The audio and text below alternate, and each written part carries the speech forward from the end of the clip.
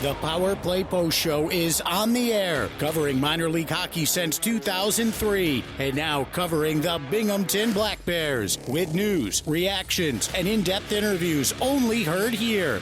And now, from the Box Studios in Kirkwood, New York, here are your hosts of the Power Play Post Show, Bob Howard and Taylor Welch. And hello, everybody. Welcome to another edition of the Power Play Post Show. This is the show for February 1st, 2026. This is season 15, episode number 42, and episode number 556 in the long-running podcast that is the Power Play Post Show. Hello, everyone. I am Bob Howard. She is Taylor Welch. And what an interesting weekend we just went through. The Binghamton Black Bears on a little bit of a slide, maybe a little bit of a slump. And there's some things, obviously, that they need to work out and get fixed and move on. But Taylor, I don't think you have done an episode with me yet where the Black Bears not only have lost 2 in a row, but 3 in a row. Since you started doing the show with me, they have not experienced this. So this is a different little thing for you and I to kind of talk about and talk through. Yeah, I mean, I think the last time they lost back-to-back was, 3 years ago? So it's been a while. But it gives us something to definitely talk about because you can't win all the time as much as I wish it would happen. Yeah. But it was definitely an interesting weekend. I would, as you kind of said, it's a little bit of a slump, but even then, to me, it's slight. And I say slight because aside from the shutout, it was still close games. It wasn't like it was a huge difference in the games. I know they showed up pretty late in both of the games, but they came back. They got it close. I mean, the one game went into overtime. Yeah. Still wasn't, in my opinion, that bad. Yeah, because you obviously have the overtime game, which means they came back in the third period, scored 2 goals to tie it up to go into overtime. And then before Josh LaBelle gets the game winner in overtime, Austin DeRazio did have a chance. Obviously, Boris Babak made the save. Then the puck gets turned around and goes the other way. LaBelle gets the game-winning goal. Then on Saturday, there was a comeback, so to speak, right? It happened in the first period after they went down 0-2. They come back and they score 2 goals of their own. Then they give up the third goal to the Thunderbirds. And then it kind of changed after that, where it seemed like the Thunderbirds were able to just kind of stay ahead of the Black Bears in that game. And then the Black Bears just didn't have enough at the end of the third period to kind of get back into it. But they did score an empty netter, or not an empty netter, but an extra attacker goal in both games. So that was a positive. They did not give up an empty net goal in either game. So that's a positive as well. So, there are positives you can draw from this weekend. But Taylor, I will start this off almost immediately here in the show before we even get to the games. I think the thing that is lacking and has been lacking for the last 4 games, and I include the win where they beat PD 6-3, is the overall mindset of team defense, where everybody, not just because I really don't like it when I see people talking on the internet where, they're going to blame the defense. It's the defense is the problem, the defense. Understand that when you say that, a lot of people are going to think that you're addressing it to just the 6 guys that are dressing as the defensemen in that game. And yes, that is obviously the primary part of their position of what they're supposed to do is defend the goalie and make sure. But team defense is something completely different. It's where forwards come back and they assist. We saw that with the PD players. PD had one forward that was always with their defenseman in front of their goalie at all times. And no, maybe that's not the mindset of the Black Bears most of the time, but maybe it needs to be, because maybe teams are starting to catch up with the Black Bears a little bit strategically and how they play on the ice. And that needs to be a mindset where they play a little bit more team defense. They have the forwards come back a little bit more and help the defenders. Because I really do think that was exposed a little bit in the last 4 games where our team defense just did not pull together, and it made the team seem very much out of sync. And I think that's I think that's right now where the problem is. The team feels a little out of sync, doesn't seem like they're gelling together, and the team defense just needs to improve. Yeah, I definitely think, overall, we've got a great goalie system here. With McAnanama and then Tomei, and then with McAnanama going to Peoria, and, we've got Tomei and Wyatt and now even Hapward. All of these guys, they're great goalies. There's no question about that. But I think you kind of, going through the season that we have where they have dominated, all right along, I think you kind of get used to like how your goalie works, and maybe you're not protecting him as much, or not, doing as much as you could be, in that sense, where like, PD is a great example. They definitely played more in front of Rutherford to make sure that we didn't get to him as much. Yes. And it worked. Yeah. They did whatever they needed to do. And again, nothing against Rutherford by any means, but sometimes when you don't have a goalie that can be the best in the league or be the better goalie against the opposing team, your team has to step up and do that. And I just think that we haven't really been in a position where they've had to do that. So what you're basically saying is because maybe the confidence isn't as high with Rutherford in that the PD Ice Cats had to play back a little bit, protect their goaltender a little bit more, where with the Black Bears, they have a lot more confidence in their netminders, so they play a little bit more open hockey and get the puck down and really try. I mean, because some of our defenders, they'll go in really deep, and they'll go in, and Dan Stone will skate right into the corner with the puck, kind of leaving the blue line to a forward to pick it up as a defender. And sometimes that can essentially, create a problem. We have seen that a lot of the times when people score against Binghamton, and we saw it in these last 4 games. I think it was a primary way of, Carolina or Twin City to scoring are those, odd man rushes, right? Where they steal the puck. One of our defenders might be out of position because he's in deep, or they're up against the boards on either end. You have the open middle, and boom, it creates a 2-on-1 where one of our defenders are all by themselves and nobody's there to help. I personally think that if you tighten that up a little bit and you bring your forwards a little bit more forward, closer to the blue line when you're in the offensive zone, in some cases you can recover better when there's an odd man rush. And, again, it's a team defense type of mentality that I am proposing needs to happen, because all the players are still there that were there at the beginning of the season when we won a bunch of games. I know that maybe some people didn't understand my comment about Tyson Kirkby, but I did see on the fan pages a little bit, well, where's our captain? Why isn't our captain back? How come, the captain leaves and McAnanama leaves and all this stuff? Well, guess what? Tomei has won 16 games this season. I think he's got 14 wins, Connor does. So right there, they match. So this doesn't have anything to do with Connor McAnanama being here. When Tyson was injured and was on the bench, he wasn't on the ice. They won games. Same thing with Sirota. He was injured. They still won games. So the team that's here can play and win. The problem is they are a little out of sync. Something is going on that is kind of generating that out of syncness. And I think they need to play a little bit more team defense. Yeah, I think another part of it is, after the beginning of the season where you play the same teams just over and over and over again. Right. I think the Black Bears kind of got used to controlling the puck and kind of controlling the flow of the game and having, the possession most of the time. Right. They pretty much dominated just about every period, no matter what game they were in. And now we're kind of getting into a position where they are out of sync here and there, and it catches them off guard, or the other team, like how many times have we seen, Twin City and them go back and forth and back and forth and back and forth, and nobody really had great control. Sure.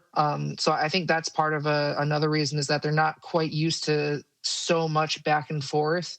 I think they're used to having the puck in the zone and just having it there for most of the game.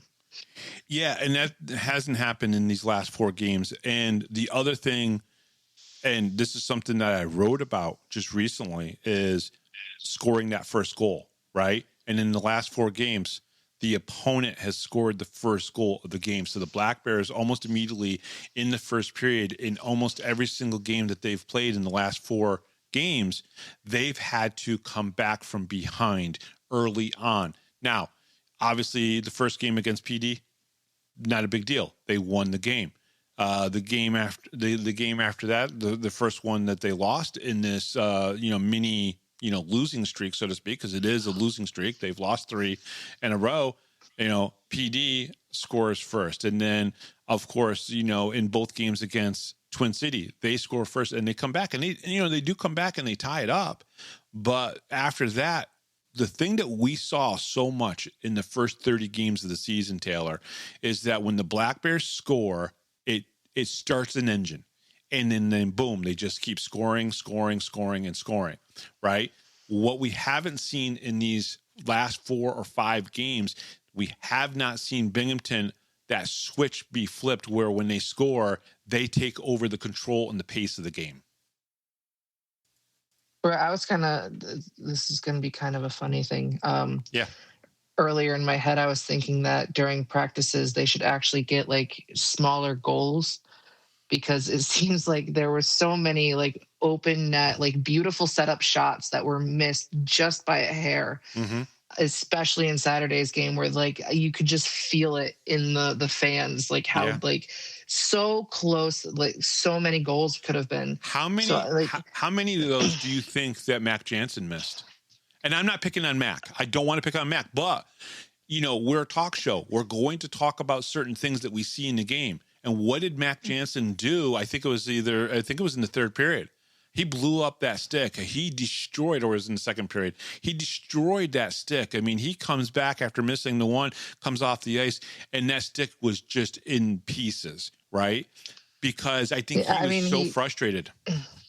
Yeah, and he had the most shots in the game, I think, compared to everybody else. I think he had like 10 shots. I think Stubbs was the next highest, and then probably Yates, honestly. And I think one of the most disappointing ones, and actually I think I wrote about it in the Impact Players, was the one where Sargis had come in and literally held the puck and nobody was going after him. And he waited for Yates, set it up beautifully, and it was just so close. And it was just one of those things where I think a goal like that is something that you needed. Yeah. And it would have been a game changer, and it probably would have, kickstarted things a lot faster than it's been happening, which is extremely late into the third period. And that's where I want to say, and I probably should have said this about 8 minutes ago, the effort and the heart is there. You could see it on the ice, right? Because you don't get that frustration level come out unless you care. When they got shut out, right? What happened at the end of the game? You had 2 guys sliding to make saves so the 4th goal wouldn't get scored. Ultimately, it did, but you had 2 guys sliding in to try to do it. If you didn't have effort, if you didn't have heart, if you didn't care, you wouldn't do those kind of things. You wouldn't blow up your stick at the bench like Mac Jansen did unless you cared, unless you were trying really hard and you were getting frustrated because either they're squeezing the tights. And the worst part is, how many goals did they score this weekend? What, 9? Yeah. Right? If you score 9 goals between 2 games and you're scoring 4.5 goals per game, normally you win. What that tells me is that defensively, I'm not talking about the 6 guys that are there. I'm talking about every single guy that stepped foot on the ice the past 3 games. Team defense is a concept that is something that coaches talk about all the time.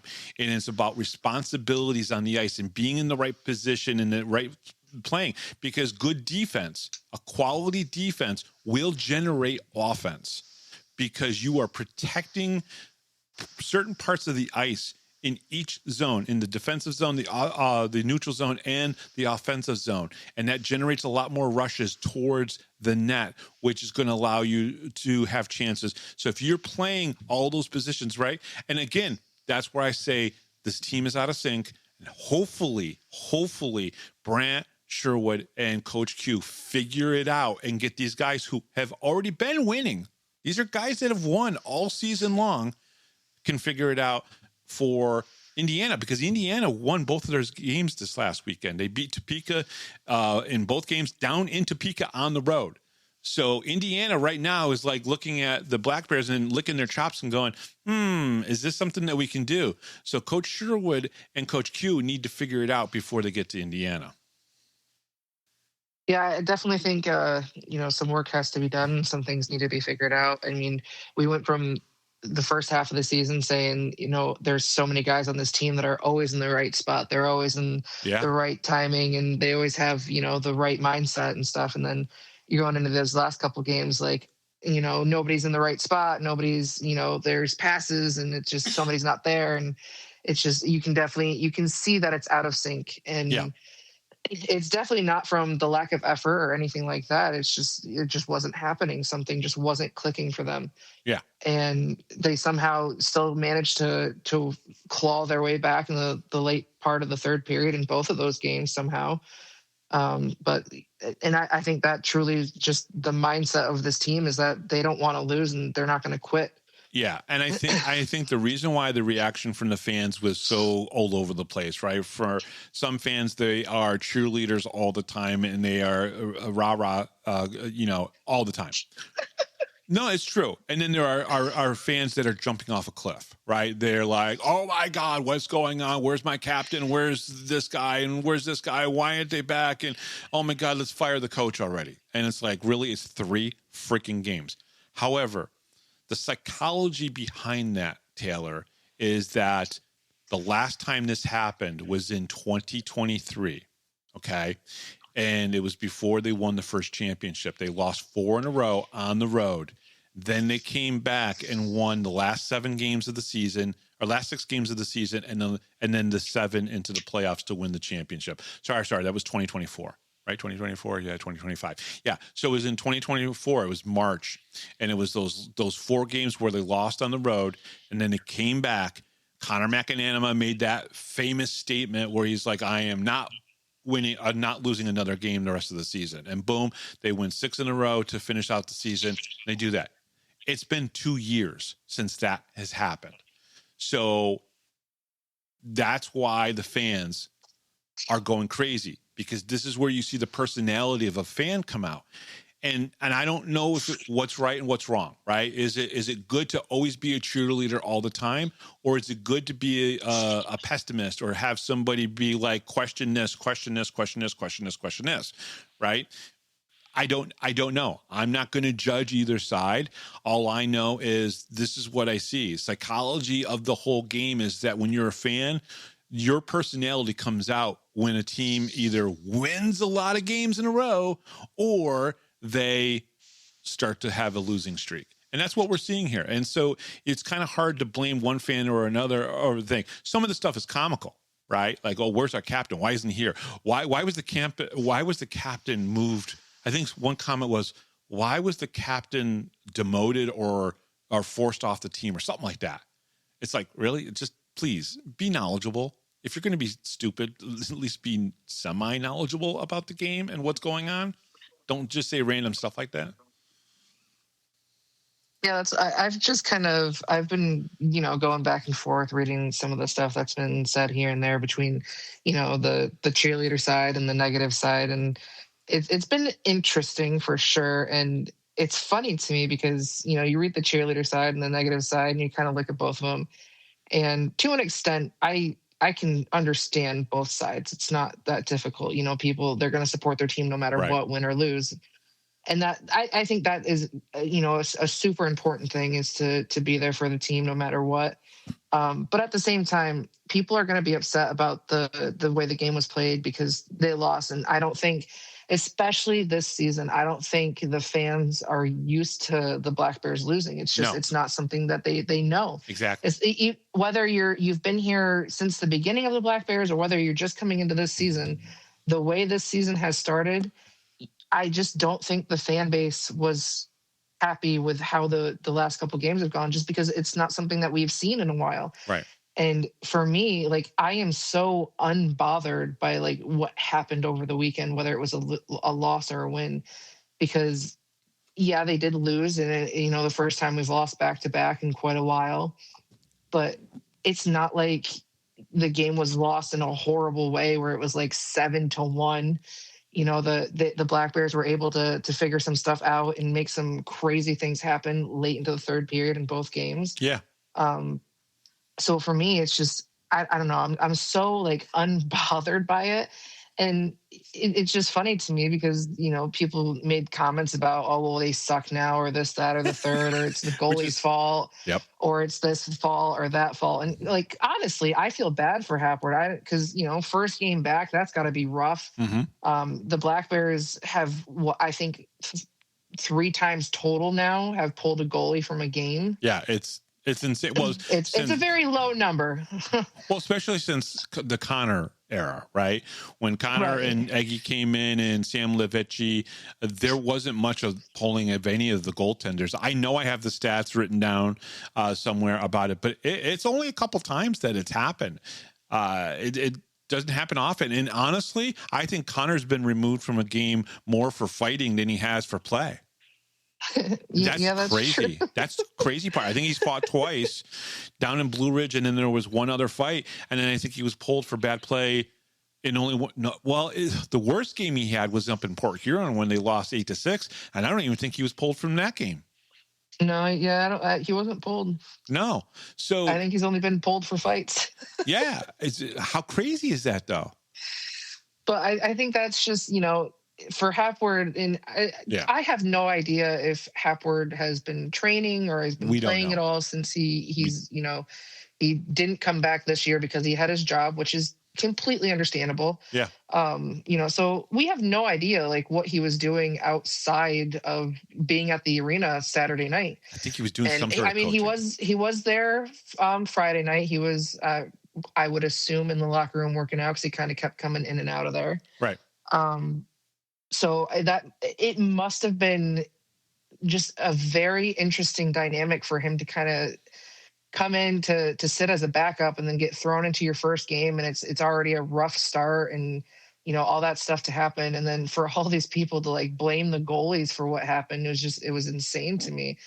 But then you look at the standings and everyone's like, oh well, they're trash now, or the uncensored page thinks that we're starting a downward spiral. And even if you look at the standings right now, Monroe has played 3 less games than us. And even if they win their next 3, they're only going to be 1 point ahead of us. Yeah.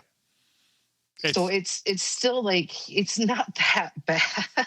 No, it really isn't. It's just a matter of the coaching, making adjustments, figure out what is going wrong on the ice, what's causing some of the odd man rushes, nip it in the bud, talk about it with the players, and just make the changes that need to be made to do that. It could be a line combination change. It could be, I know that they changed the defenseman for Saturday's game, and I think it was Jesse Anderson, and Cam Servone, and then they had Lathlen with Weber. So I think they did that in Friday night too. Maybe during the game, because they didn't start that way. I think I noticed it during Friday's game, but I might be wrong about it. I think I noticed it in both games that they were switching them up, because I remember saying something to Jeremy a couple times about it. Yeah. So, who knows? We'll see. All right. Let's move on. We want to start tonight by thanking everyone who jumped into our new poster giveaway last week. The response was awesome, and our winner walked away with their very own 11x14 Jacob Shankar poster. And we are going to continue this until the end of the season. The contest continues this Thursday, so make sure you tune in, listen for the code phrase, and get your messages into Taylor on Facebook Messenger for your shot to win. Now, Taylor, you had well over like 20 or 30 messages, correct? Yeah, I think it was like 26 or 27, somewhere in there. It was the high 20s for sure. So that's awesome. So keep doing that, fans. We enjoy seeing you guys. The little girl that came up and got the Shankar poster, she was so cute. She was so happy. She was smiling. And just keep doing that. That is like probably one of the best parts of this past weekend for us, was actually that part of the, giving away the poster. I thought it was pretty cool. I know, and she couldn't get out of there fast enough, man. She wanted to get definitely down and show him. She wanted Jacob to see that poster, which he did. I spoke to Jacob on Saturday morning. I saw him at breakfast in passing, and he was thrilled about it. He thought it was really cool that he came on the show and she actually was able to win it, because these are some fans that really love Jacob Shankar a lot and have had a lot of conversations with him. Yeah, that was definitely awesome, and I'm glad that the players, we've had 3 so far, and it's very nice to know that they're kind of enjoying it too and getting to see it, and it's just nice. Yeah, it really is. The Power Play Post Show relies on your support to grow. If you're listening on YouTube, make sure to subscribe and like the episode. Those actions help YouTube recommend the show to more hockey fans, expanding our reach and supporting future content. Subscribe and like to help the show continue moving forward. All right. The Power Play Post is available on all major podcast platforms. I think this is the latest I've ever read this, including Spotify, Apple Podcasts, Pocket Cast, YouTube, Amazon Music, and iHeartRadio. Just search Power Play Post Show on your favorite app, and don't forget to subscribe. And if you're on YouTube, hit the notification bell as well. Join the conversation on Facebook, search Power Play Post Show, and become part of our community. And looking for everything Binghamton Hockey, visit binghamtonhockey.net, your go-to source for stats, history, and all things Binghamton Hockey. And coming up on this episode of the Power Play Post Show from the Binghamton Black Bears, for Jacob Shankar answers 6 more questions. Now, I want to tell a funny story before we get into Friday night's game. So I put the post out for the pre-game, for the pre-day, or the game day preview. And Jacob Shankar's dad, for the goal scorer that he thought was going to score first, did not even pick his own son. I love that. That's a hockey dad right there. So, Gory, when I saw that, Gory, I laughed. I thought it was funny. I even picked on you a little bit about it and said, technically you need to pick your own son, but he didn't. I thought it was funny, but that's a hockey dad. That's what hockey dads do. They don't even pick their own son when they say, this guy's going to score first in the game. That's pretty funny.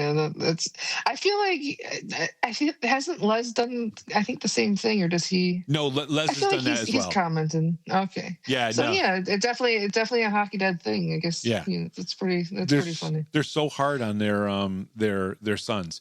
All right, let's talk a little bit first before we get to Friday night's game. Danbury Hat Tricks, Johnny Rees suffered a stroke last Tuesday.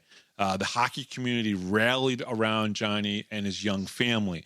As early of today, on Sunday morning, when I checked this last, there was $87,763 raised of 90,000 goal, about 700 donations. I know that initially, I think, Taylor, didn't they put up 50,000 initially as the goal, and then it rose after they well exceeded that within the first 24 hours.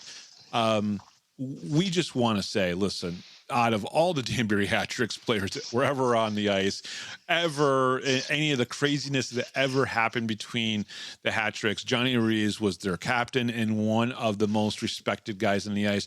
There are players on the Binghamton Black Bears that know who the true class of the Hat Tricks organization was, and it is Johnny Rees. So we hope for his healthy recovery. Coming back from a stroke is a very difficult thing to do. It takes a lot of people, a lot of your family, and a lot of friends, and a lot of very important medical staff to come back from it, and come back from it the right way. So we're glad that the hockey community has donated so much money. Again, he's got a wife and 2 young children, so it's very important.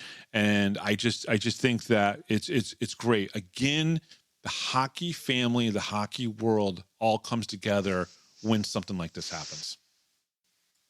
Yeah, it was definitely really awesome to see, kind of just scrolling through and seeing all the people that were donating, and even teams. Port Huron Prowlers, where they were the huge rivalry in the beginning of the season, and last season in the playoffs, and there it's just so much support for this one guy, and it's just that truly goes to show like just how much people in this league truly respect Ruiz and everything that he stands for. And honestly, I think with the amount of support that he has, I think it's really good to have, all the people and the support and just the amount of people that he's got around him, Yeah. I think it's going to be really good for him. Yeah, teams donating money, just the amount of fans and other people that have helped has been so good.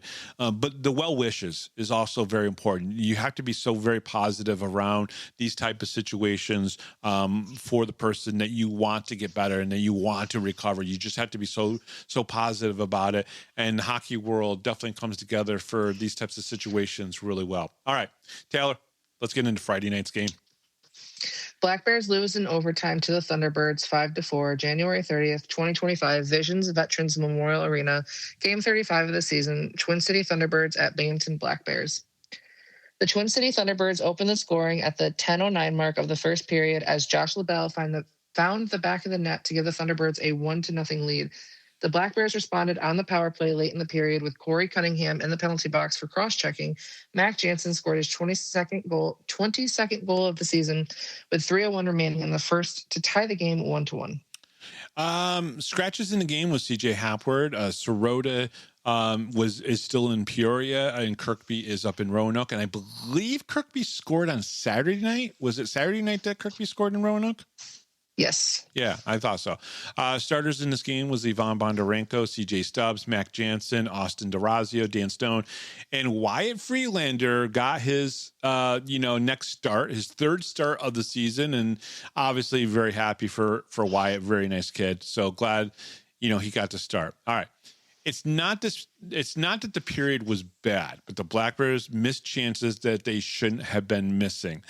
They were beat on the LaBelle goal, though, like in the past, LaBelle seems to find a way to score on the Black Bears or have big plays. Now, I've talked to a couple of different people within the hockey world that says Josh LaBelle does have a great shot, but Josh LaBelle also turns over the puck way too much for some people, and it might have been one of the reasons why Danbury was so willing to give him up.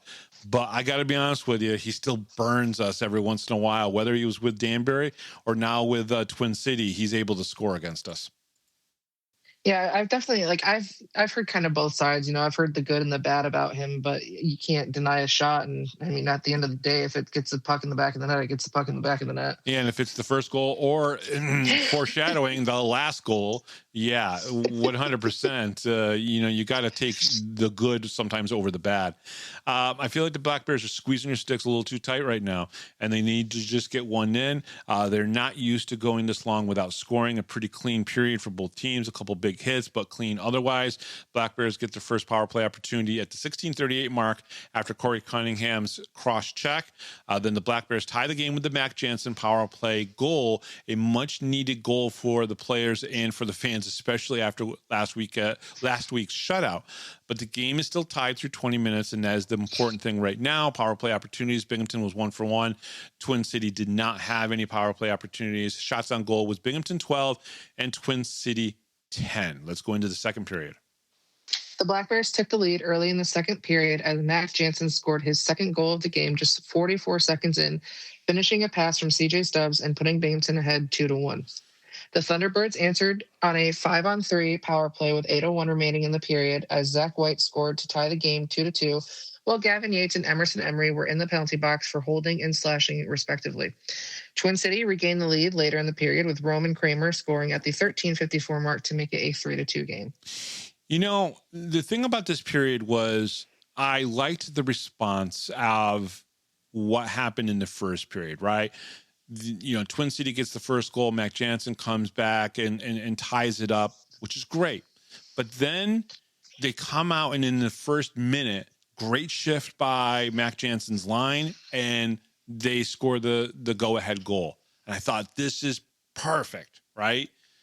And then, unfortunately, about 10 minutes later, 12 minutes later in the game, the Thunderbirds get a 5-on-3, and they score the goal. And then it just seemed like after that, the Black Bears, even though they were in it, they didn't seem to take control of the game like we've seen in the past. Do you know what I mean? Yeah, I think, kind of watching it be a little bit out of sync or just not quite used to how the games are normally played for the Black Bears, and the dominating part, seeing them kind of take 2 penalties at the same time was, one of those things where you're like, oh no, like this could be really bad or it could be really good, and Right. it ended up on the bad side, unfortunately. Yeah. The Black Bears score 1 and then had the lead for about 7+ minutes, but then the penalties started to come. The Thunderbirds score on the 5-on-3 with Gavin and Emerson in the box. The Thunderbirds taking out the playbook of the Ice Cats last weekend with the north to south skating and the east to west passing, drawing Wyatt out of position. It's effective and it works. Black Bears, to me, they seem out of sync. As we've already said this in this episode, they are moving the puck, turning it over way too much. And on Friday night, they missed on 4 shots where Babbitt was way out of position. A couple of those way out of position missed shots happened right in front of you, Taylor, right? And, you can see, Babbitt, boom, out of position in the first period, right in front of you, right in front of you. And I think it happened in the third period. It happened in Saturday's game. He'd be out of position completely, and the Black Bears just could not get the puck in the back of the net. And I think if they could have cashed in on some of those missed opportunities, both of these games would have been totally different. Yeah, I definitely think they needed those goals where, Babbitt was just out of position. I think those were the goals that they definitely needed to cash in. Mm-hmm. And unfortunately they didn't. And I do agree that if they were able to get those, I think the games would have been the complete opposite, honestly. Yeah. So there was missed opportunities and that's very important here. And it's missed opportunities of guys who were not missing those opportunities in the past. Power play opportunities in the second period. Binghamton was 0 for 2, and Twin City, who got some more opportunities because the Black Bears were getting themselves into penalty trouble. They were 1 for 4. Shots on goal was Binghamton 14, Twin City 14, Binghamton 26, and Twin City 24. And I think that is a plus for the Thunderbirds, Taylor. They were keeping that shot total close. And the more opportunities that they were having was generating less quality chances for the Black Bears on the other end. So I think that was a positive for Twin City. If people may not think about it as much, but when we're shooting so much and it's 35-14 in shots on goal after 40 minutes, you could see where the Black Bears are spending more time in their own in the offensive zone. That wasn't happening with the Thunderbirds. Yeah, I think that right there just goes to show that there was so much back and forth between the teams compared to what, we've been seeing this entire season. Nope, absolutely. All right, let's go into the third period. The Thunderbirds extended their lead midway through the third period with Cam Servone serving a roughing minor. Jan Salak scored a power play goal at the 12:43 mark to give Twin City a 4-2 advantage. The Black Bears responded late as CJ Stubbs scored with 4:32 remaining in the period to pull Binghamton within 1. With Wyatt Friedlander pulled for an extra attacker, Ivan Bondarenko netted his 9th goal of the season to tie the game at 4-4. I think Ivan, if I remember correctly, had both of the empty netters. Yep. So his 9th and 10th goals of the season was empty netters. That's from Durazio too. From Durazio, both times, right? That's crazy. Yeah. That's crazy. All right, third period notes. When the Thunderbirds went up 4-2 with their second power play goal, I'll admit, I was worried about the Black Bears. These last 2 games, the Thunderbirds and the Ice Cats have done things in games against the Black Bears that we haven't seen yet. And the Black Bears haven't seen people do this against them. The comeback was very good for the Black Bears. You have to know it's in you to do it because you may need to do it in the playoffs. So that's an important part here, to know that the Black Bears could be down and then come back. That's very key to the season and just to be successful. Great goals from CJ Stubbs and Ivan Bondarenko in the third period. I know it's an empty netter, but it's or an extra attacker, but it's important. So it was an extra attacker goal by Bondarenko both times. That's when you want your big name players to score when the game is on the line. Black Bears tying it up was huge. Don't forget that. I cannot emphasize how important it was to come back and get this game into OT. Power play opportunities in the third period. Binghamton 0 for 3. Twin City was 1 for 3. Shots on goal 20 for Binghamton. Twin City 15, and totals Binghamton 46 and Twin City 39. And that leads us to the overtime period. Well, before we jump into the overtime period, something that happened in the third period that I kind of wanted to brush on a little bit was late into the third period when Babbitt took a puck off the face mask and went down. There was a ton of fan like disappointment or mad at the refs for blowing it or mad at the netminder for falling down to the ice, but he took a puck to the face. That's not a fun thing. It's not something that you anticipate. It wasn't something that he was gonna, get up with his blocker and catch it or his glove and catch it. It was a slap shot. Mm-hmm. It's gonna hit him in the face. As far as I know, I've never been a goalie. I've never even ice skated as far as hockey comes. I wouldn't want to take a slap shot to the face, even with a helmet on. Yeah, and the thing about that is obviously the trainer Corey went out there from the Black Bears to kind of look at him, and depending on what Babbitt was saying to him, I think Corey was like concerned about him and thought that maybe it would be the smart move to remove him from the game, so he could be looked at and examined and not be out there and have something else bad happen to him. But Babbitt argued it and, went back in. Concussion protocols are a little bit different in hockey than it is in, say, like football, where they have to go off the field, go into a tent, and they base it on things that happen to them, whether it's a hit to the head or whether it's they hit their head on the field when they fall down. In hockey, those rules really have not been as extensively fouled or taken care of. So I can see the delay there. And I think it's very important here is when goalies get hit anywhere near the head, just like they do with players, it's very important to, take care of the player itself first. You stop the play and you immediately have them attended to and go from there. I didn't think anybody did anything wrong there.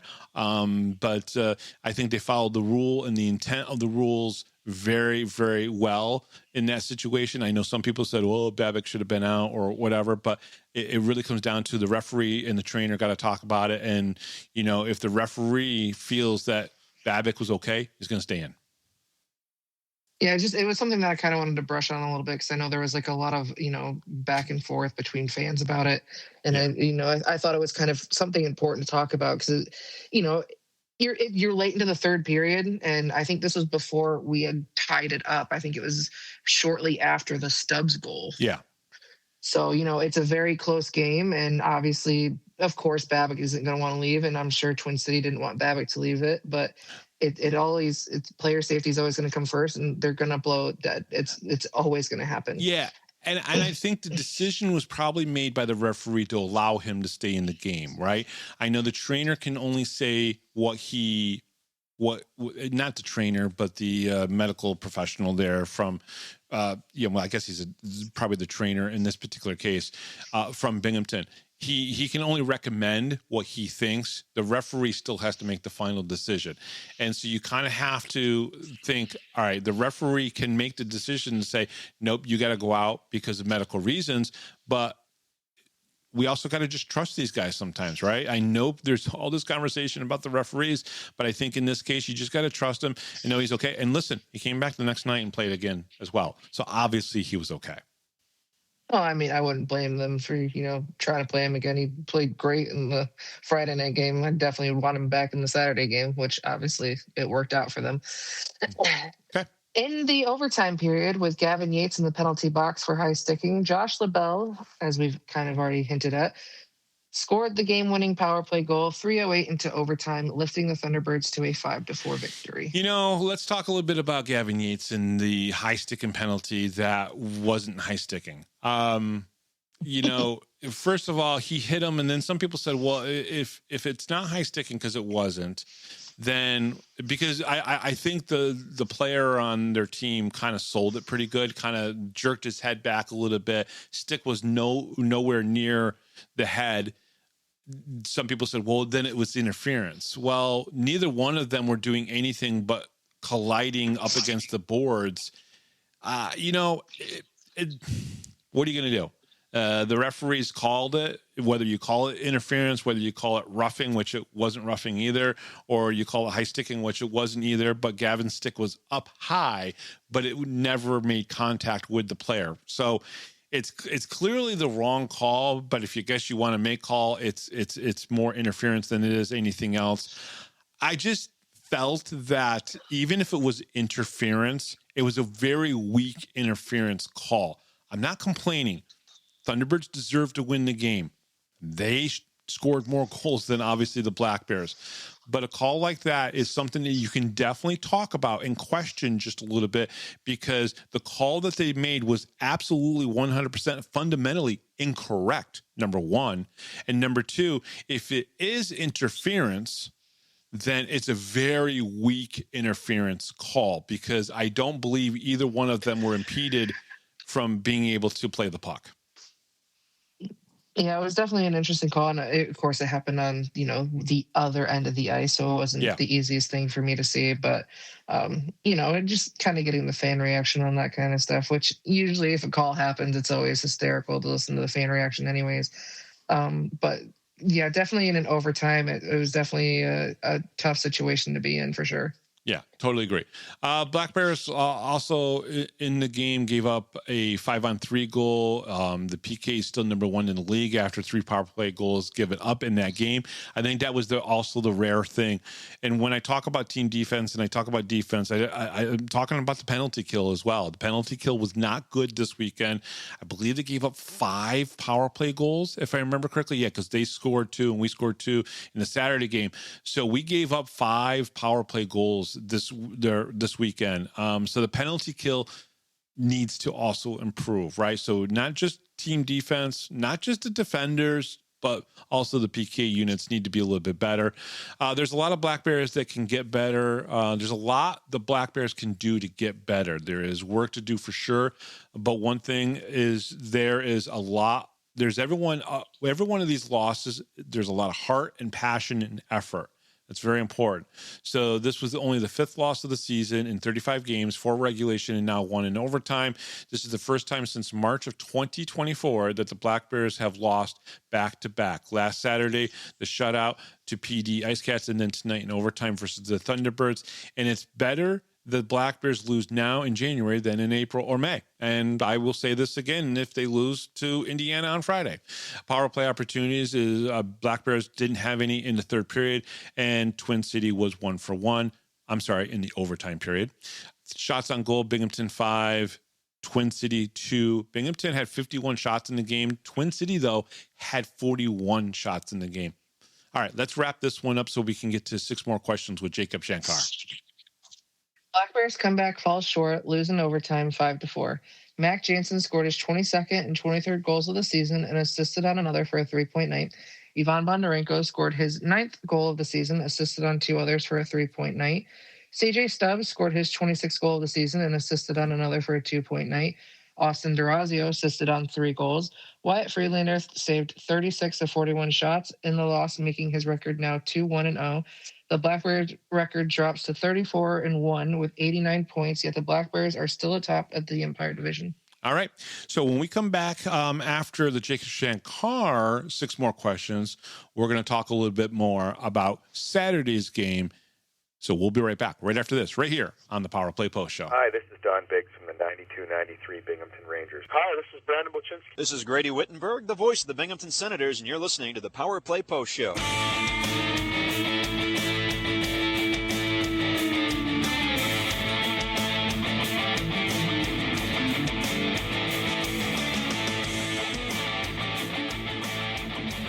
Here is another Power Play Post Show interview exclusive with Bob Howard. And welcome back, everybody, to the Power Play Post Show. This is 6 more questions with Jacob Shankar.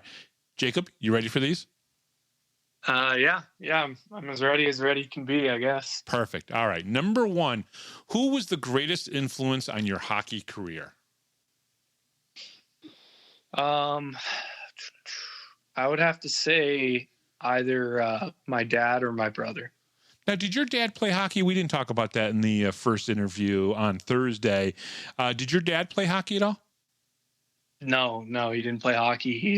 He can barely skate, actually. But when I was in Smith Falls, actually, he played men's league sometimes, so I would go out there before games and play with him, and then go play my game later that night. So was it more of a helping you get through life kind of influence on your hockey career? Yeah, that and when I was young, he was pretty knowledgeable about the game and still is. He's lived his life in a rink with us, right? So he's seen a lot, and sometimes he has a different perspective on the game than I do, and it's sometimes it's good to hear. And then with your brother, it's more about like training together and working together and learning to play hockey together. That's one of the reasons why he's one of your big influences too, correct? Yeah. It's exactly that, pushing me to be better and then me trying to catch up to him or push him as well. Awesome. All right. Number 2, what is your dream job outside of playing hockey? So outside of playing hockey, would that mean nothing to do with hockey? Outside of playing hockey. So you're a hockey player right now. When you're done with your playing days, what is your dream job? It would be to be like a GM of a hockey team. I think I would love that. Like an OHL team? OHL. That would be cool. Maybe juniors. Because you're going to have to get a little bit meaner to be a GM in the OHL. I really do think that. I think those guys are like this, we talk about how big business is like crazy and everything. But I think in, the Canadian Hockey League, which consists of the WHL and of course the OHL and the Q, literally the GMs in those have to be ruthless. And, because it is one of the most competitive sets of leagues that are in all sports. I really do believe that. Yeah. And lately, like the past couple of years, there's been a lot of, big name moves. Yeah. So there's a lot of huge trades that happen to, better off the franchise. And you definitely got to be a little bit cutthroat to be a GM of one of those teams. So you're going to have to get meaner. So during your playing days, get a little bit meaner, and that'll help you become a GM in the OHL. All right, number 3. Which artist is on your Spotify playlist the most? Basically, what are you listening to the most these days?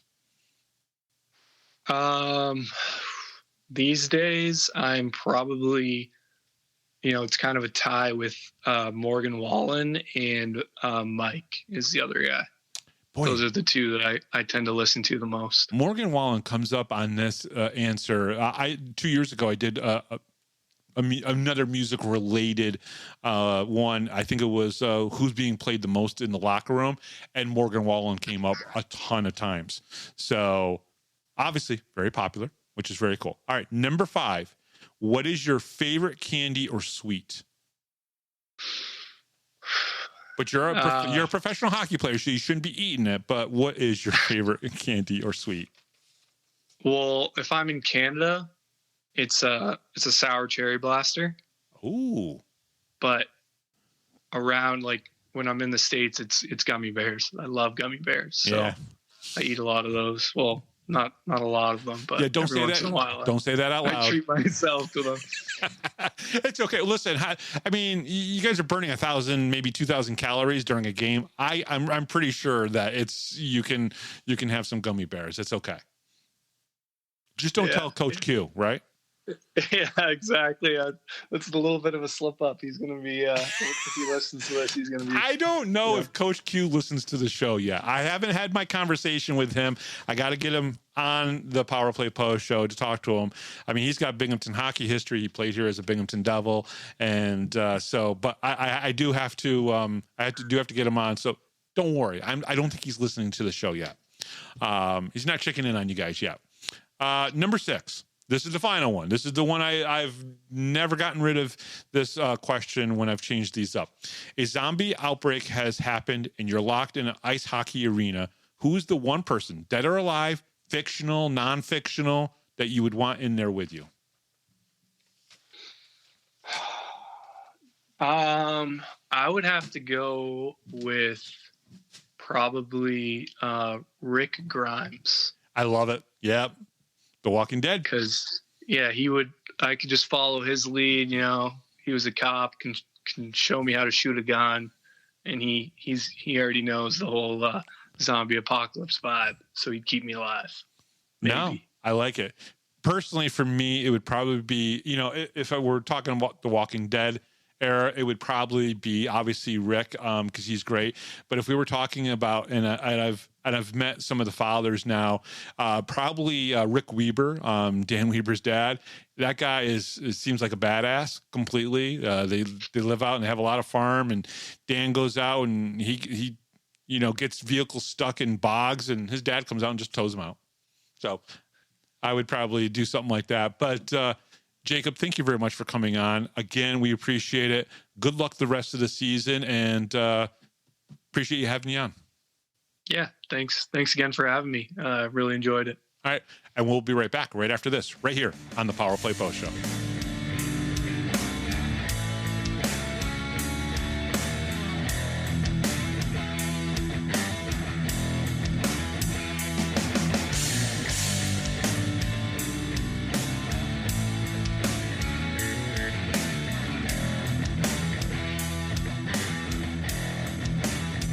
If you're a Binghamton hockey fan, then you need to check out binghamtonhockey.net for all your news, stats, information, the Binghamton Hockey Hall of Fame, top 10 lists, profiles, and so much more. That's binghamtonhockey.net.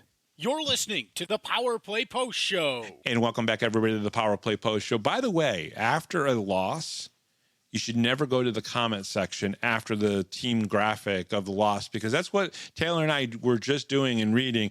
And some of the comments, okay, fair. Some of them I will give them kind of credit for, some of the points that were brought up, and then some of them were just so asinine and stupid. I really want my 5 minutes back that I just wasted Taylor's time as well as we were reading through those. Welcome back, everybody, to the Power Play Post Show.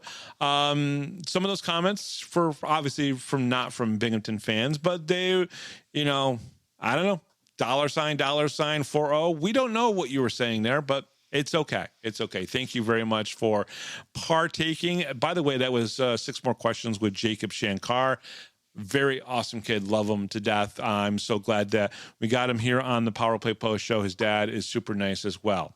A quick reminder for Binghamton hockey fans, support the Power Play Post Show by subscribing on YouTube and liking the episodes. Your engagement helps YouTube recommend the show to more local hockey fans, ensuring Binghamton hockey stays visible and well covered. It doesn't cost anything, and it helps us continue producing interviews, breakdowns, and hockey content for the community. Subscribe and like on YouTube today. All right, Taylor, let's get into Saturday night's game. Thunderbirds finished the sweep of the weekend, beat Black Bears 7-5 on Saturday night, January 31st, 2025, Visions Veterans Memorial Arena. Game 36 of the season, Twin City Thunderbirds at Binghamton Black Bears. The Twin City Thunderbirds jumped out to an early lead in the final game of the 5-game regular season series against the Binghamton Black Bears on home ice in Binghamton. Connor Craig opened the scoring just 4:23 into the first period, beating the Black Bears on Twin City's second shot of the night to make it 1-0. The Thunderbirds extended the lead to 8 at the 8:01 mark when Jacob Schnapp set up Gus Ford to make it 2-0. Binghamton responded on the power play with Roman Kramer serving a hooking minor as CJ Stubbs buried his 27th goal of the season at the 9:19 mark to pull the Black Bears within 1. Momentum swung further Binghamton's way when Mac Jansen tied the game up 2-2 with his 24th goal of the season at the 8:54 mark remaining in the period. That tie was short-lived, however, as Schnapp struck again just 46 seconds later, restoring the Thunderbirds' lead at 3-2. With Austin Durazio in the box for hooking, Twin City capitalized on the power play once more as John Batista scored with 5:38 left in the period to give the Thunderbirds a 4-2 advantage heading into the first intermission. Now, I didn't look it up. I don't remember in the last 2 years when the Black Bears gave up 4 goals. I think it happened once, maybe against Watertown last season, maybe, that we gave up 4 goals in the first period. It was just so strange to see that and to witness that. And I think after the 4th goal, Coach Sherwood had no choice. He had to make a change at goal. Yeah, I think that's, having a period like that, especially one that we haven't seen in who knows how long, to be honest. I think that's when you started to see the frustration happen. Between, Sherwood. He started, I don't think he could have been any redder if you caught him at any point, he was pretty furious at that point. I think that's when Jansen even started in. I'm sure Tomei was feeling it. That's the worst start he's had, and definitely an off night for him. But I think that's kind of where it all started, and especially because, as we've already talked about, we don't pull goalies hardly ever, so it's definitely something that we're not used to doing. And then poor Hapward, who just got signed and just came back in and probably getting back into the swing of things, gets thrown out there, and it's already a rough game, and it's already starting off pretty hard to deal with, and he's got to kind of work his way through that, and that's got to be rough to deal with as well. But it's definitely an interesting first period that we've had in probably a long time. And we haven't seen one like this year be this bad in the first period. We've seen slow starts. There's a difference between slow starts and basically the game is already like, whoa, what's happening here? And it's 4-2, especially with 5:38 left to go in the period. And the Thunderbirds have already scored 4 goals. And there were a lot of games against the Thunderbirds over the last year and a half where the Thunderbirds didn't score 4 goals in 3 games. So it's very interesting to kind of witness and to go through a game like this and to start to see the frustration happen. I think Sherwood was mad probably at the referees a little bit. He was mad at his defense, the team defense, the way maybe Dominic played. Not to pick on Dominic, I don't want to do that, but you could obviously see that he did not have a good start for him. Plus, I think he was left out to dry. One of the comments that we read, and this is something that is very obvious if you're watching these games, one of the comments that we saw was in 2 of the goals that were given up on Saturday night, we had 2 players behind the blue line in the offensive zone when the Thunderbirds scored the goal. And that is really being behind on the play. That is really being, in the wrong place at the wrong time because it resulted to a goal. And I'm not picking on anyone. Again, I don't want people to think I'm picking on any one player. I'm not. The team, through the first 4 periods that we watched, is sync-wise, not like playing good hockey at this point, right?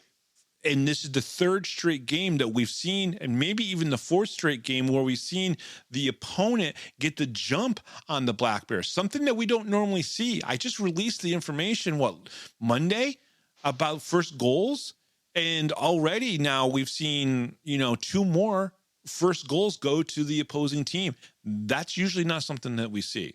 So it was a very interesting, period, like you said, something that obviously I think the Black Bears coaching staff can go back and look at and go, what happened here, right? Yeah, we scored 2. We brought it back, but then we gave up another 2, which was very interesting. Now, in the first period, first of all, let's go through the scratches. Wyatt Freelander, Sorota's still in Peoria, Kirkby's obviously still in Roanoke. Starters, Gavin Yates, Kyle Steffen, Nick Sween, Chicho Laughlin, and Dan Weber. They were paired up together defensively. I believe that you thought you saw them playing together a little bit on Friday night. And then, of course, Dominic Tomei got the start. Yeah, I could be wrong about that, but I'm pretty sure I did see at one point that they had switched them around, because I remember I kept making comments about it because I'm just so used to seeing like Laughlin with Anderson, and you definitely get used to seeing lines a certain way. And even like as this game, the starters, they switched it up and put a different line in. You kind of get used to seeing certain things, so you kind of pick up on little stuff like that. Even like with the face-offs, Kirkby would take one and then Stubbs would take one, depending on which side was their strong side. Right. So I definitely, you can kind of, as you start to pick up on, little things like that, you can definitely see where it isn't clicking and what's being done differently, and maybe what isn't being done and what needs to be done. You can kind of start seeing stuff like that happening. And, we've kind of mentioned, I would much rather have this stuff happen now than, later in the season. Yeah. And I think another big thing about this season compared to other seasons is we've talked about other seasons where, the Black Bears have had to face, adversity. I think that's something that we haven't had to do this year, hardly at all, if we have at all. And I think we're starting to come into that. And I think that's where the struggle is right now, is having to some, get through some things and figure some things out. And I think, previous seasons, it happened early on.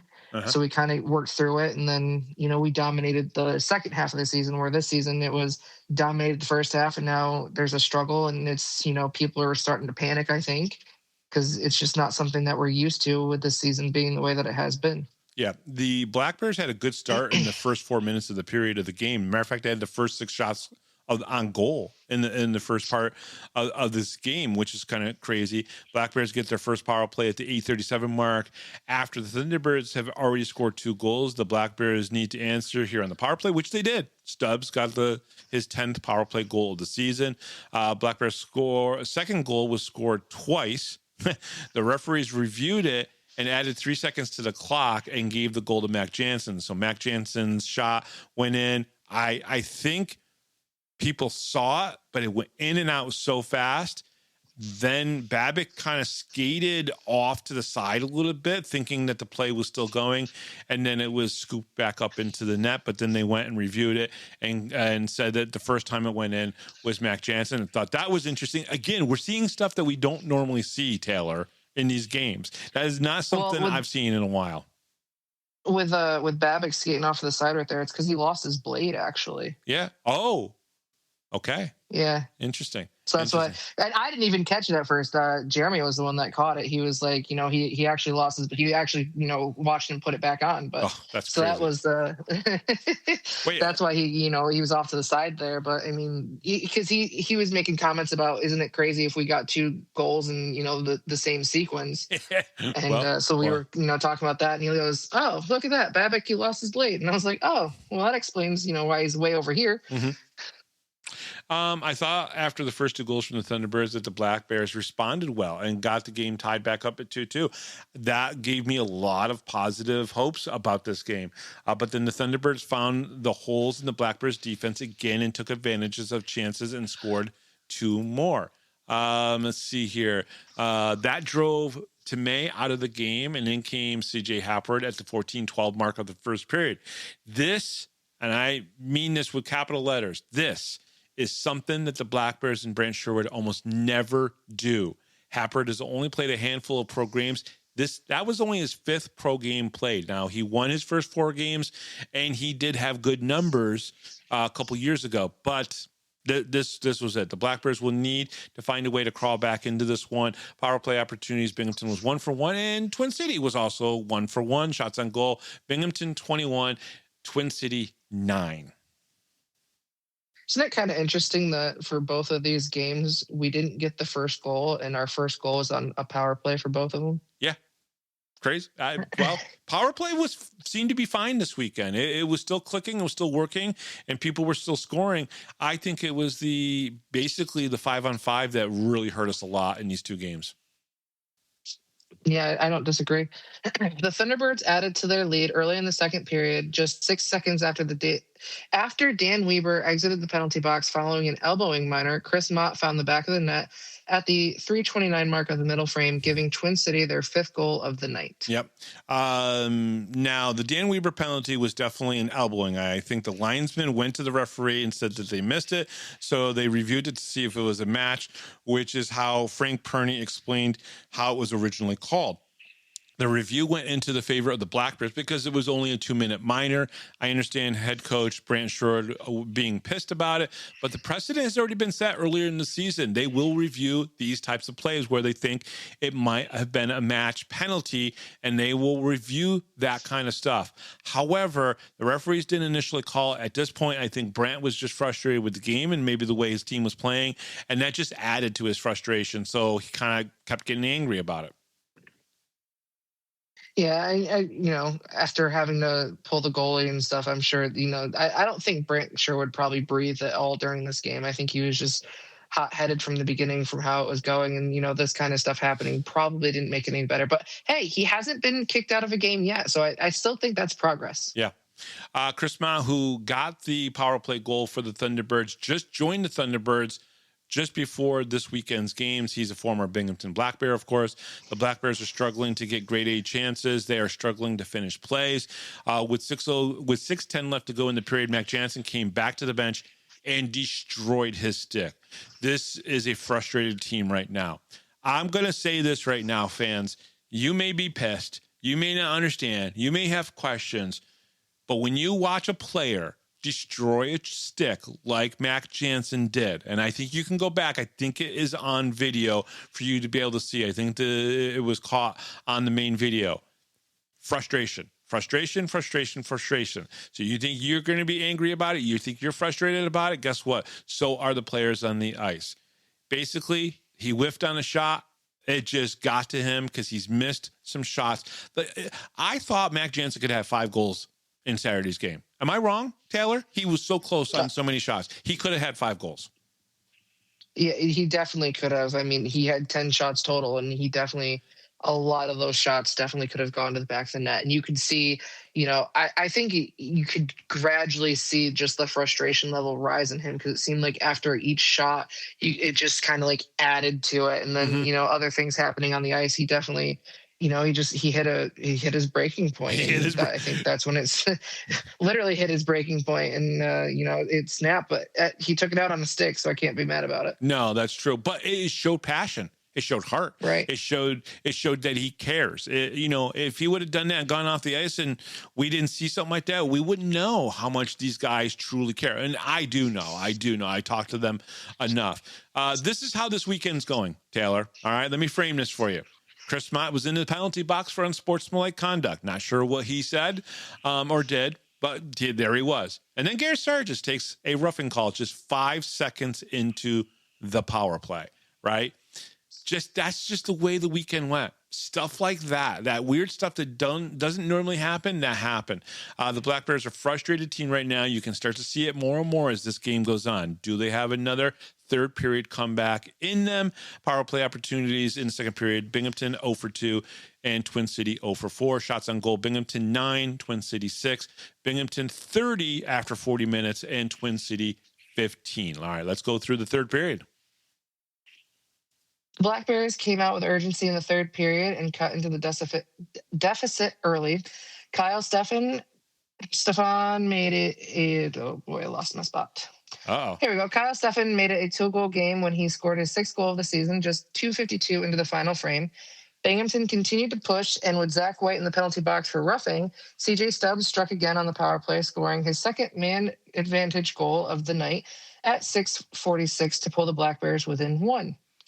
Twin City answered quickly. Just over a minute later, Zach White redeemed himself with a breakaway goal, slipping a shot past the Black Bears netminder CJ Hapward at the 8-minute mark to restore the Thunderbirds' 2-goal cushion. With Stubbs serving an abuse of officials minor, the Thunderbirds capitalized once more on the power play as Chris Mott netted his second goal of the game at the 10:12 mark. Binghamton refused to go quietly with an extra attacker on the ice. Shocker here. Ivan Bondarenko scored his 10th goal of the season to make it a 7-5, but the comeback effort would end there. Now, that's so funny. 2 extra attacker goals for Ivan Bondarenko on the weekend. But there you go. You're seeing, certain guys out there on the ice at the end when they're down and trying to make it. And Ivan Bondarenko is one of those guys that are pushing it through and helping out the team.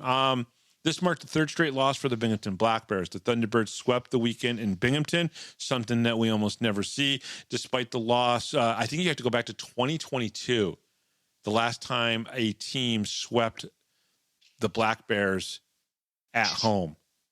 Which is kind of crazy. Despite the loss, the Black Bears outshot Twin City 46-23. So for the person that commented, about shots or being in the defensive zone way too much, they weren't. They made grave mistakes that caused great opportunities when the other team was in the defensive zone, but the Black Bears still had the puck in the offensive zone more than the Thunderbirds the whole weekend. The problem was they weren't doing what the Thunderbirds were doing when the Thunderbirds were in front of Dominic Tomei or Wyatt Freelander. It's clear as day. Both teams scored 2 power play goals in the game, and they scored 9 goals this weekend too. So let's not forget that. Offense is fine. Offense is absolutely fine. It's the team defense that is the issue. I know fans will be looking for answers. I can tell you the players are frustrated with these last 4 games, just as the fans are. I think the mindset of team defense first needs to happen with all the players, forwards, and defensemen. The team, though, definitely is out of sync, missing assignments, and they're not in the places where they should be in. These losses are not because Tyson, Zach, and Connor are not here. That's total bullshit. And I'm sorry, it is. It is. We won with Dominic Tomei in net. Even when Connor was backing them up, and Tyson and Zach, when they were injured, we still won games.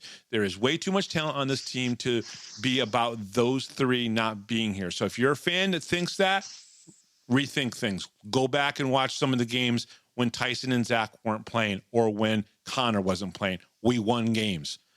Power play opportunities, Binghamton 0 for 1, Twin City 1 for 2. Shots on goal is Binghamton 16, Twin City 8. Totals were Binghamton 46, and Twin City 23. And Taylor, I'm going to ask you a question. The Power Play Post Show, what is it? Power Play Post Show. It's a talk show. Right. Like, it's a talk show. A podcast. Yes. You know, we cover the Binghamton Black Bears. And we have opinions. Right. We usually agree on things too. It's shocking. Yeah, it is. We agree way probably too much for most people who listen to the show sometimes. The point is though, is what I say on this show is my opinion. I've been doing this for a long time, watching a lot of freaking hockey. Right. And I'll tell you what I think and let you go from there. If you have a problem with it, I can't help you there. All right. But I just love the fact that people think that because Austin Thompson's not here, Tyson Kirkby's not here, Zach Sorota's not here, that we can't win games because of that. That's the reason why. I will say that polling sometimes those people out can cause a problem, like I'm talking about with the syncing, not being synced up. But this team has won without those guys in the lineup before. Yeah, I definitely think it's one of those things where, these guys weren't in the lineup. So it's just it's a quick, easy scapegoat. And just it's something that you can easily pinpoint and be like, this is the reason why. And it's not the case at all. And again, it's not like these were horrible losses that the Black Bears didn't score anything whatsoever and did absolutely nothing. And, this is the first game, we still got a point out of it. Mm-hmm. And even the second game, they had a comeback in both of these games. Did it come up short? Unfortunately, yes. But it was a comeback. Yeah, I agree with 100%. All right, let's wrap this one up. Computer froze for a second, so I had to, get it unlocked again. The Black Bears are swept in Binghamton after a Saturday night loss 7-5. CJ Stubbs scored his 27th and 28th goals of the season. Both were on the power play, assisted on 2 others for a 4-point night. Gavin Yates assisted on 3 goals for a 3-point night. Mac Jansen scored his 24th goal of the season and assisted on another for a 2-point night. Ivan Bondarenko scored his 10th goal of the season and assisted on another for a 2-point night. Kyle Steffen scored his 6th goal of the season. Dominic Tomei saved 4 of 8 shots, was then pulled for C.J. Hapward. C.J. Hapward saved 12 of 15 shots in the loss, losing in his first appearance for the Black Bears this season. The Black Bears record drops to 35-1 with 89 points, yet the Black Bears are still at the top of the Empire Division. Okay. So I want to say this. Remember when Kyle Steffen scored his goal? That fist pump, he was boom. I mean, he didn't just score it and then skate off the ice. Literally, that emotion was there. He knew that he was helping the team hopefully, get back into this game and whatnot. Again, showing heart and passion for this team. All right. Next week, the Indiana Sentinels returned for 2 more games versus the Black Bears. The Black Bears are 2-0 so far this season series against the Sentinels. They are 6 games total, 2 more in Binghamton coming up, and then they have 2 games, I think in March, out in Indiana against the Sentinels. The Black Bears are coming off a 3-game losing streak, coming into 2 home games versus Sentinels, and the Sentinels are coming off a 2-game winning streak, beating the Topeka Scarecrows this past week in both games they played in Topeka. How will the Black Bears react to a 3-game losing streak? Will the coaches do anything different? I think that is for the coaches to figure out in practice this upcoming week and for us all to witness on Friday when the team is back. And then honestly, after these two games, there's a lot of road games coming up, Taylor. Yeah, I think that's maybe it could be a good thing. Maybe it's a bad thing. I don't know. It's definitely going to be hard because everybody loves a home game. The fan energy is definitely, it's something special here in Binghamton. People have made comments here and there about just how loud the arena is and just the amount of energy that comes off of it. As far as how will they react to the 3-game losing streak? Honestly, I think it's just you look back at these 2 games, you look at the video and you can, pinpoint certain things. I'm sure they can look at some things and talk about some things, but other than that, it's just you put it behind you, you move on, and you figure out what isn't clicking with the team, and you hopefully get it ironed out. It's really nothing more than that. Yeah, I think after Tuesday's practice, maybe they watch some video, they run some drills that, kind of pertains to what they learned from the weekend. And then you move on and you just prepare for Indiana. That's what it comes down to. However, I do think that they have to have some serious conversations about, the changes that they can make or the adjustments that they can make in their game to maybe tighten up everything a little bit so maybe they don't score as much. Maybe they go from scoring 5 or 6 goals a game down to 4, but they're only giving up 1 or 2 goals in the game. And they have to get back to that mindset a little bit, which is kind of important. Now, Taylor, are we doing the poster giveaway again this week? Yeah, a quick reminder that our weekly poster giveaway continues this Thursday. If you missed last week, here's your chance. Just watch the show, listen for the code phrase, and send it right to me on Facebook Messenger. And don't worry, I reply to every single person who messages me. Which is awesome. I will definitely let you know if you have won, if you haven't won. I've had, even people respond back to me. We have the back and forth conversations. I will talk to anybody. If you want to talk, feel free. I might not answer you right away. I have a very busy day on Thursday, but I try to answer as quickly as I possibly can because I know people they're desperately wondering if they've won or not. Yep. If you are the winning message, you'll get an 11x14 poster of your favorite Black Bears player delivered at an upcoming home game. Your next chance to win is going to be this Thursday. Don't miss it. All right, just another friendly reminder. If you won last week or in the first week as well, thank you for playing, taking pictures with us and with the players, with the posters. We love that. But because we have just a limited amount of Thursdays left, we want to make sure that as many fans can get their hands on these posters as well. So only one win this season. Thank you for understanding. And, of course, listening to the Power Play Post Show. And, of course, we picked Friday or Thursdays to do the poster giveaway on one of your busiest days of the week. Well, I mean, that's definitely not like our fault or anything. My work schedule got changed just recently. So my Tuesday used to be my biggest, and now it's like my easiest. And it's not so much like it's definitely not hard. It's just I have a lot of stores, and that my Thursday went from I had like 3 stores, now I have like 10. So it's a lot of back and forth, a lot of driving around. But it's as soon as the podcast drops within the first hour, I've got people messaging me. So it's definitely been fun. I've enjoyed all the conversations that I've had with people. Even everyone's so excited, even when they're not winning this week, that they're so excited to wait for next week to try it for another chance. And I think it's so cool. Awesome. The fan engagement for this has been so excellent, and it's been so much fun to do this, and I'm so excited about it. All right, so this upcoming Thursday, another poster giveaway. The Power Play Post is available on all major podcast platforms, including Spotify, Apple Podcasts, Pocket Cast, YouTube, Amazon Music, and iHeartRadio. Just search Power Play Post Show on your favorite app, and don't forget to subscribe. Join the conversation on Facebook, search Power Play Post Show, and become part of our community. Looking for everything Binghamton Hockey? Visit binghamtonhockey.net. Thank you to Rob Lapoulis, our MC, John Petitucci, our musical director, and from the Binghamton Black Bears for Jacob Shankar for answering 6 more questions. I am Bob Howard. She is Taylor Welch. And we'll talk to you this upcoming Thursday right here on the Power Play Post Show.